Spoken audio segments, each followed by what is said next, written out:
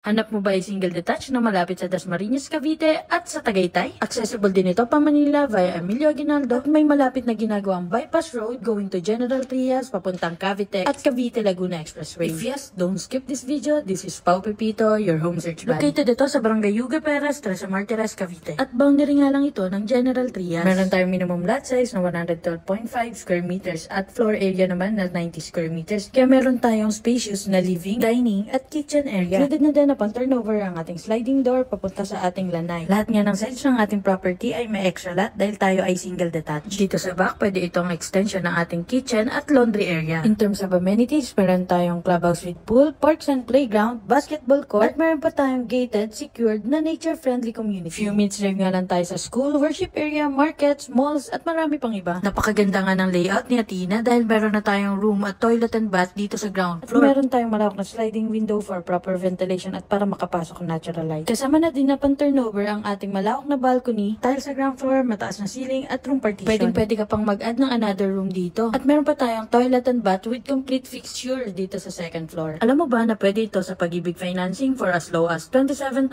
monthly sa amortization? Ito na nga ang pinaka-affordable natin na single detached na may total contract price na below 6 million. Kaya naman kung interesado ka sa property na to, just send me direct message para ma-schedule na natin ang exclusive house viewing mo. Oops, teka lang, madami pa tayong hawak na properties na available at pwede mo i-check ang aking TikTok account for more house tour videos. So, bye-bye!